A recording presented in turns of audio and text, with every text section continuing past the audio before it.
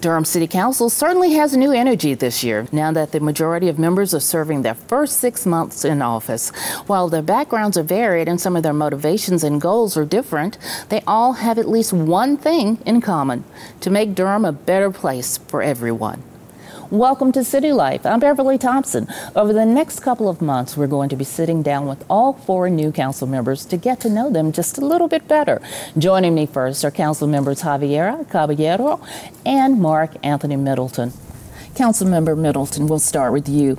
You're a pastor and a longtime activist here in Durham.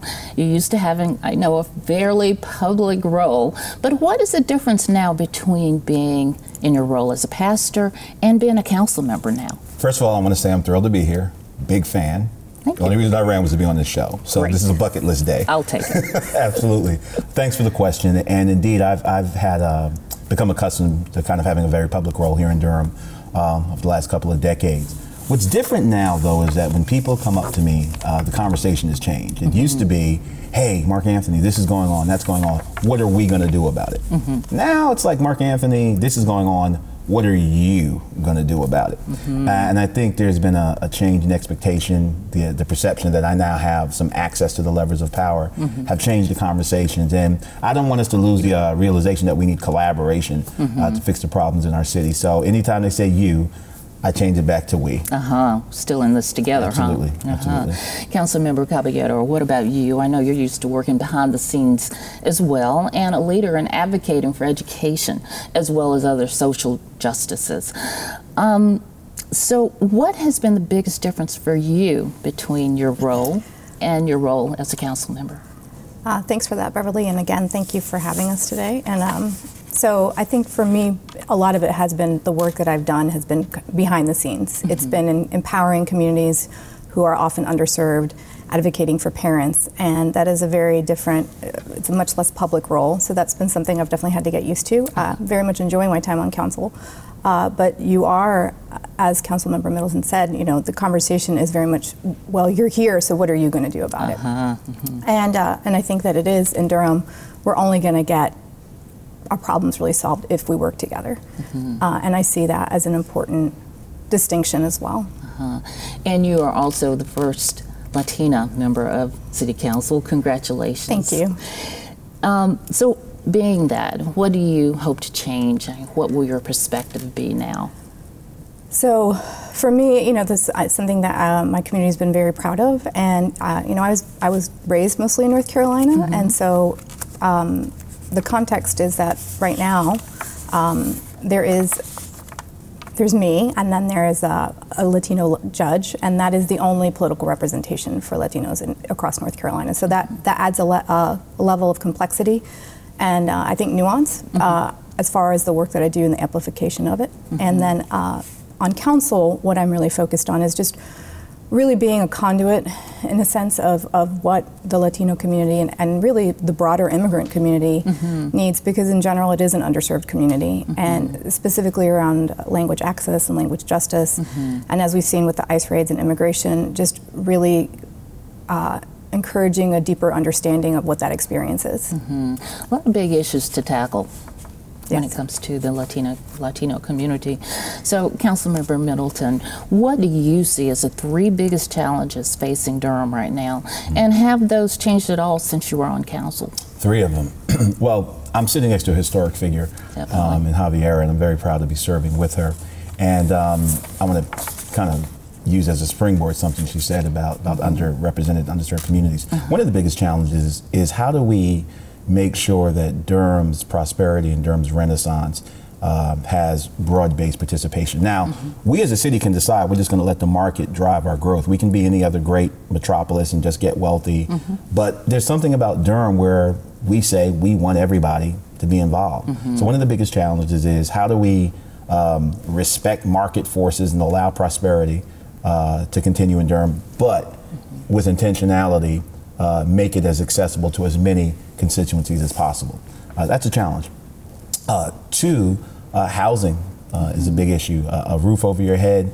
You know, I remember in school, I guess it was high school talk, looking at Maslow's hierarchy of needs, and you don't think about art and all kinds of, you know, free time stuff if you don't have anything to eat and a roof over your head. Exactly. How do we make Durham and keep Durham affordable for all of our citizens? And again, that's going to call for creative engagement with market forces, being mindful of them, but being intentional about saying we want folk who work in Durham to be able to live in Durham as well.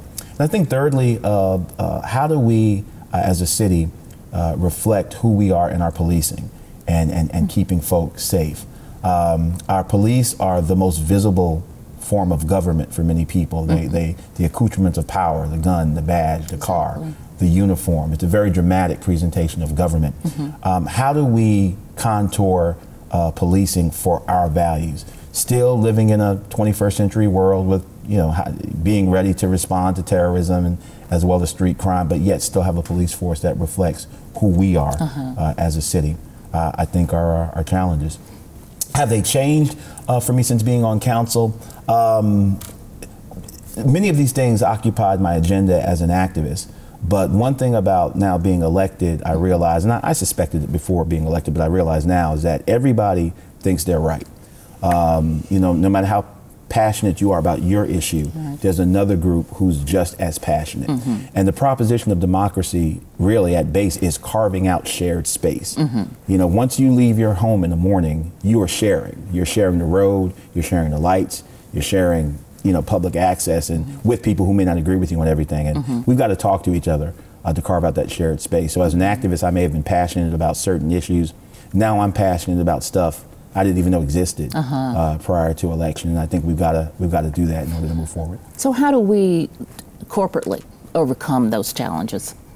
I think recognizing that your street or our streets are in fact our streets. Collaboration is important. I'm so proud of Durham. Durham is a city where whatever your thing is, if you come to Durham and no matter what anybody says, we're going to try and carve out space for you to feel comfortable in the firm. I think we've got to keep talking to each other. I think we also got to realize from a governance point of view is that, Durham's not a broke city. We've got money, but you can spend it, but you can only spend it once. You can spend it any way you want, but you can only spend it once. So I think we've got to have open and honest conversations about what our values are and how we spend our treasures, and everybody's got to be at the table for that. And Councilmember Caballero, what do you see as the three biggest challenges facing Durham, and have they changed at all since you've been on council? So I think the affordable, and I think that everyone on council would agree, the affordable housing issue in Durham is something that impacts everyone. People with lower economic access as well as middle class families now. I think that council in general recognizes is a big problem, and that we are tied to a market. We do not live in a society that guarantees you housing, as much as maybe I personally advocate for that. And so, nationally, this has not been an issue that's been done well. So it's not that we have a model that we can really say, oh, let's look over there. They did it. They've solved it. I think we are also limited at the state level as to what we can do. But I believe in Durham, and I think that we have so many resources here to help solve that problem. I think within the affordable housing conversation, our issue around eviction is a subset of that. Our eviction, our issues around homelessness are another subset of that. So it is like a large umbrella that we're going to have to deal with. And I think that it impacts communities in a different way. When I think about the Durham Housing Authority, I understand that there's limitations of who has access to that housing. So then it for me, brings up the question of, okay, then what are we going to do with the people who don't have access to that? How are we going to solve for that issue? And I think it is going to involve market players, it's going to involve nonprofits, it's going to involve all of our residents really collaborating and coming together, because it is a large issue. I think secondly, and I said this even though this is not technically the city's wheelhouse, education is a huge issue. I don't know what the role of the city is or the city can be in the future, but I do know that if we do not transform Durham public schools, the city is not going to prosper in the long run. My concern or fear is that there's plenty of people who come to Durham to work, but they don't have their kids in our public schools, and that's a big issue. Often people say, okay, that's not city council, but I do think having those conversations, understanding how workforce development, how they talk with DPS, how they talk with the county, all of that alignment and collaboration is going to be crucial if we're going to actually solve that problem.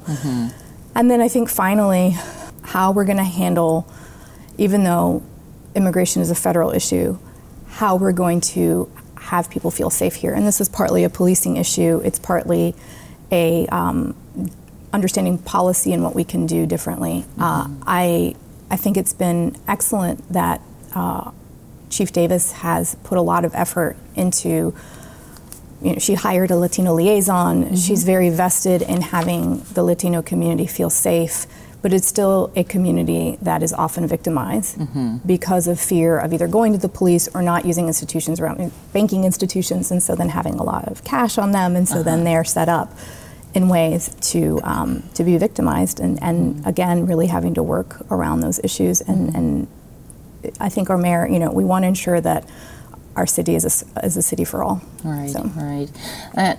These are huge problems, and like both of you said, they are issues that are facing other cities as well. How do we tackle those issues here in Durham? Is it just a Durham answer, the Durham way, or is it something that can be modeled from other cities? Well, I certainly believe in best practices, and before I was elected a few years ago, I was part of a delegation for the city that traveled to Boston to look at some of the things they did to improve community and police relations. And we're not, Boston's a great American city, great repository of history and culture, but Durham is a special place as well. So we weren't looking for wholesale transference, but I think certainly looking at places like Seattle that have done some interesting work in terms of equity, and Chicago with violence interrupters. So we're certainly not closed to best practices. But there's something special about Durham. If you believe all the stuff you read about us, be it we're the most progressive city in the South, or the best place for millennials, there's something special about us. And some of we just went through an issue here, and when this airs, hopefully it'll be out of the news cycle. But we just went through an issue where we're getting international attention for basically having a family conversation and tailoring a fix and a prescription for our specific situation as Durhamites. And I think that's one of the hallmarks of Durham. So yeah, we'll look at best practices, but at the end of the day, we're going to talk to each other, and we're going to decide that, this is the bull city. If some bull comes along, we're going to grab it by the horns. That kind of bull. Oh, yeah. What do you think I meant? You're going to grab it by the horns and pull it down, and I think that's who we are. So we're going to be just fine. Good. Celebrating 150 years next year, and we're just getting started. So. Okay, so I want to take both of you way back to when you were a mayor candidate. Okay. How many months ago? Just a few months ago. So I want to ask you, is there anything that you thought would be different than how you're actually having to handle it now, insofar as what it takes to get things done? I'll say this, the city staff, it's a big organization. I say that, and this is a positive reflection. You never know what the culture of an organization is going to be until you start working there. You may have opinions or thoughts ahead of time, and I've been saying this in many of my conversations. The people who work for the city really want to serve our city, and I think that has just been something that I found, alleviated some stress. You never know that until you're there. And so I think for me, just learning how to work with staff and really building those relationships and really relying on their expertise is something that I will continue to do. And it's something that's actually really important, because I think that we're going to get to better solutions. If I think about our planning department, I'm not an urban planner. So understanding their work, building relationships there, respecting their work is something that's really important, especially as city council when it comes to zoning. That's a huge part of our work. So that's just something that you might recognize that's important, but I'm realizing now how important it is after the fact. Councilmember Middleton, what about you? I'm embarrassed. I thought there'd be more cake. So that was disappointing.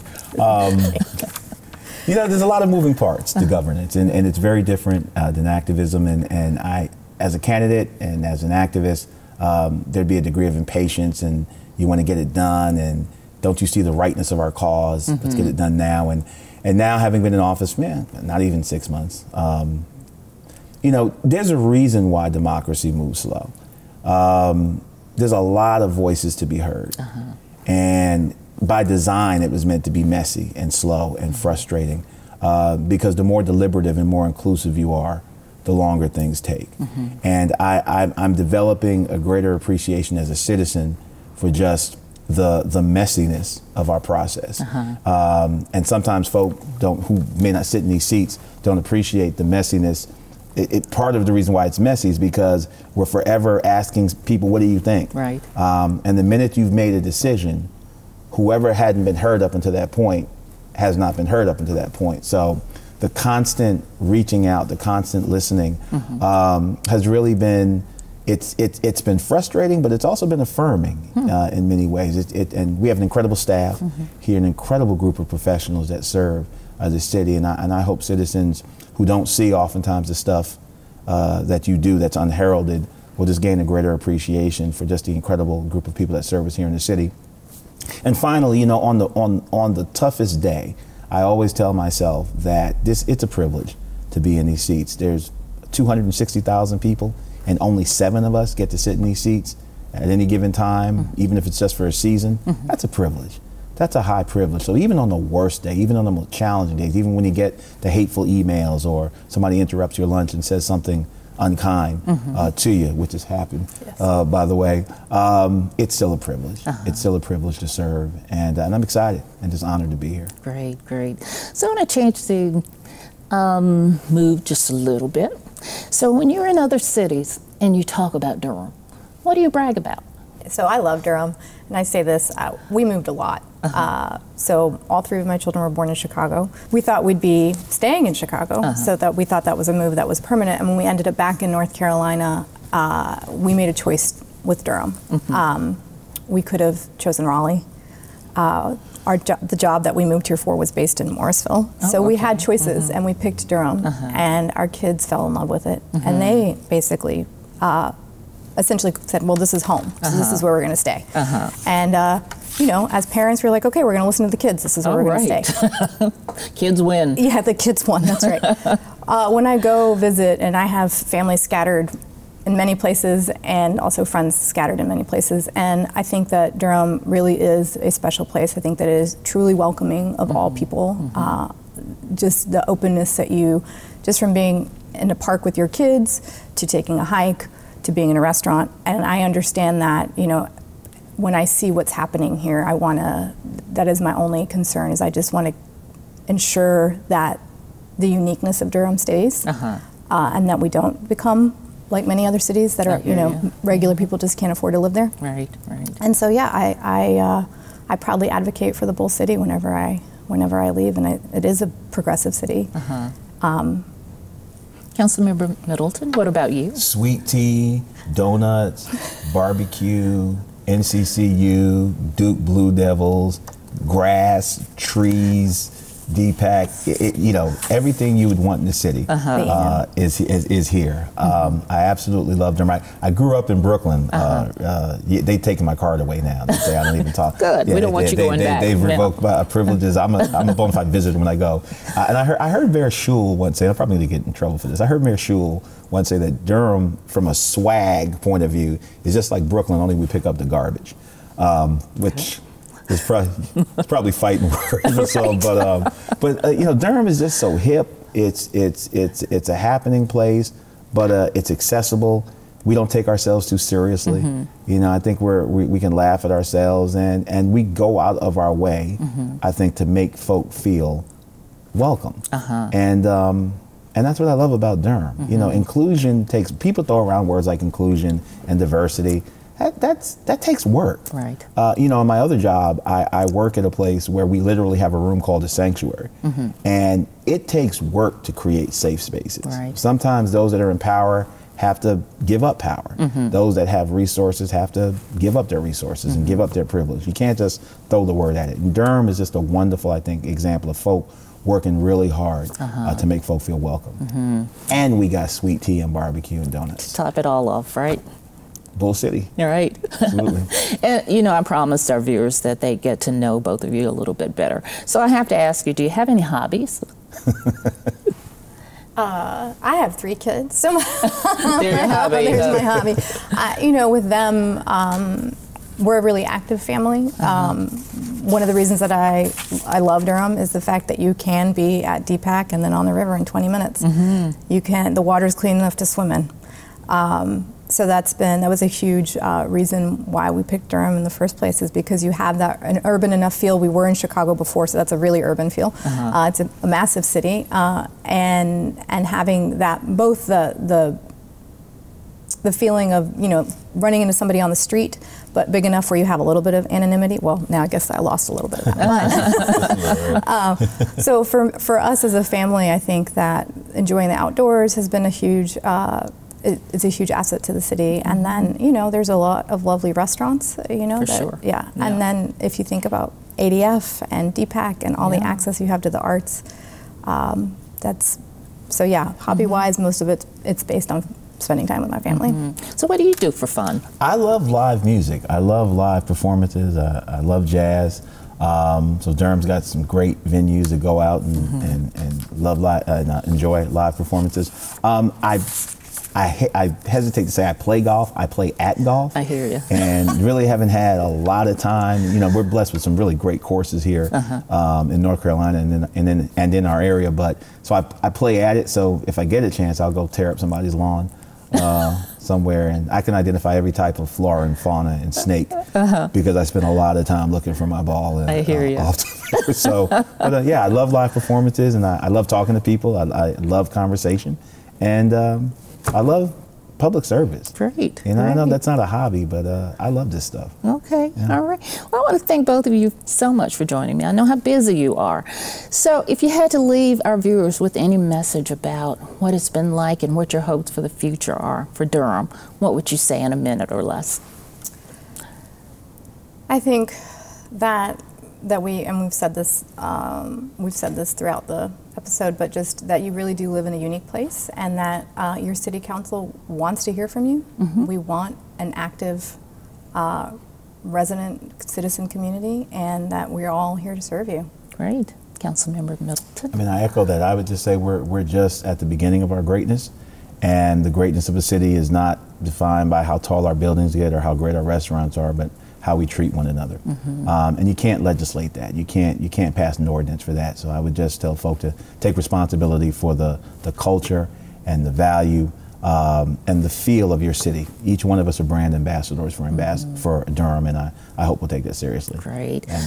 Thank you both for joining me. I really appreciate it. This was fun. Good. We have to have you back. Yeah, this is awesome. After a whole year. I think all right. The 7 of us would have been entertained. At one time. Yeah. Thank you again. Thank you so much. Good to be here. Next month, we'll talk with new council members Deidreana Freeman and Bernetta Alston. Be sure to join us then. But for now, that does it for this episode of City Life. Don't forget to follow us on social media, watch us on Durham Television Network and on YouTube, and listen to our podcast on iTunes. I'm Beverly Thompson. Thank you for joining me to learn more about city life in Durham.